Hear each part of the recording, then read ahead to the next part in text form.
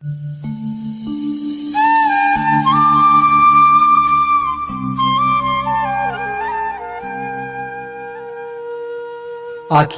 क्यों नहीं करते हैं शिव की पूरी परिक्रमा? इस सवाल का जवाब जानने के लिए आप इस वीडियो के साथ अंत तक बने रहें। वीडियो को लाइक भी करें, चैनल को सब्सक्राइब कर दें और बेल आइकन को भी प्रेस कर दें। परिक्रमा करने का चलन कई धर्मों में है। ऐसी मान्यता है कि परिक्रमा करने से कई जन्मों के पाप नष्ट हो जाते हैं।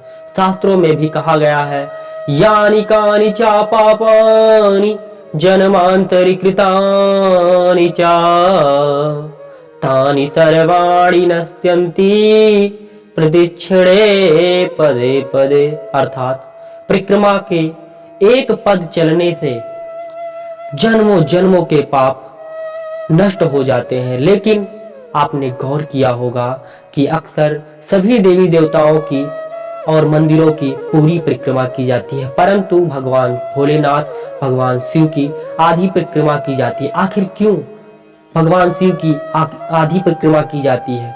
उसका क्या कारण है? इसे जानने के लिए आप वीडियो में लास्ट तक बने रहें। शिव की पूजा शिव मूर्ति और शिवलिंग दोनों के रूप में की जाती है, लेकिन शिवलिंग पूजा के नियम अलग हैं, जिसमें कुछ मर्यादाएं भी हैं।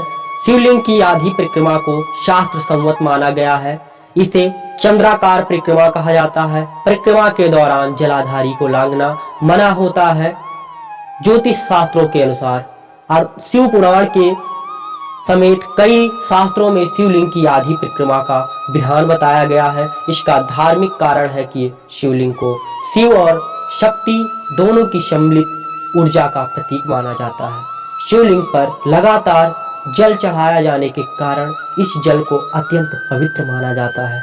यह गंगा की भांति होता है। ये जल जिस मार्ग से निकलता है उसे निर्मली, सोमसूत्र या जलाधारी कहा जाता है। माना जाता है कि शिवलिंग इतनी शक्तिशाली होती है कि उस पर चढ़ाए गए जल में भी शिव और शक्ति की ऊर्जा के कुछ अंश आ जाते हैं। ऐसे में जल में इतनी ज्यादा ऊर्जा, इतनी ज्यादा शक्ति हो जाती है कि यदि कोई व्यक्ति उसे लांघे तो ये ऊर्जा उसके पैरों के बीच से उसके शरीर में प्रवेश कर जाती है। इसकी वजह से व्यक्ति को वीर्य या रज संबंधित शारीरिक परेशानियों का सामना करना पड़ सकता है। इसीलिए शास्त्रों में जलाधारी को लांघना घोर पाप माना गया है। आइए अब आपको हम वैज्ञानिक वजह भी समझाते हैं।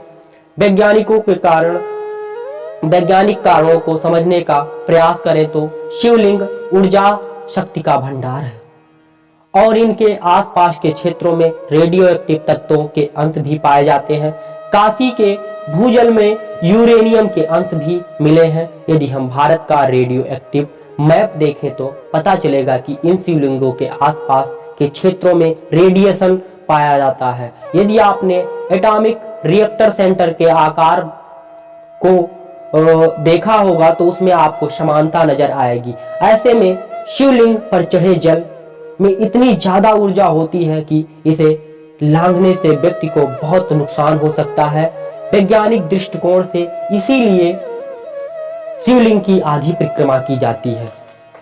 आइए अब हम आपको शिवलिंग की आधी प्रदक्षिणा करने का नियम बताते हैं। शास्त्रों के अनुसार शिवलिंग की परिक्रमा के दौरान भक्त उनकी जलाधारी तक जाकर वापस लौट लेते हैं। ऐसे में अर्धचक्र का आकार बनता है और इसीलिए इसकी परिक्रमा को चंद्राकार परिक्रमा कहा जाता है। चंद्राकार परिक्रमा के भी कुछ नियम हैं। आमतौर पर परिक्रमा दाईं ओर से की जाती है, लेकिन शिवलिंग की परिक्रमा हमेशा बाईं ओर की तरफ की जाती है, फिर जलाधारी से वापस दाईं ओर लौटा जाता है। इसका केवल आधा ही परिक्रमा होता है और देवी देवताओं की परिक्रमा जैसे कि माँ दुर्गा का 1, श्री गणेश जी का 3 तथा श्री विष्णु जी के 4 तथा सूर्य देव के 7 परिक्रमा किए जाते हैं। लेकिन भगवान शिव भोले भंडारी की आधी ही परिक्रमा की जाती है, जिसके नियम हमने आपको बताए हैं। कुछ अपवादों के कारण आपको मैं ये भी बताऊंगा कि कहीं कहीं लिखा हुआ है कि शिवलिंग की पूरी भी परिक्रमा की जा सकती है। लेकिन कब? जब शिवलिंग पर चढ़े जल का जो अंश हो वह सीधे भूमि में जा रहा हो, या फिर वह जलाधारी किसी लकड़ी से या किसी चीज से ढका हुआ हो, तो हम उस मंदिर का, उस शिवलिंग की पूरी परिक्रमा कर सकते हैं। इससे आपको किसी प्रकार का भी दोष नहीं लगेगा और ना ही कोई शारीरिक कष्ट मिलेगा। ऐसा कुछ किताबों में, कुछ शास्त्रों में लिखा हुआ है। लेकिन शिव पुराण के अनुसार शिव भगवान का आधी परिक्रमा करनी चाहिए। इस प्रकार आपको आज मैंने शिवलिंग के परिक्रमा के बारे में बताया। यदि आपको वीडियो अच्छा लगा हो तो वीडियो को लाइक करें और चैनल को सब्सक्राइब करें तथा बेल आइकन को भी प्रेस करें। जय श्री राम, हर हर महादेव।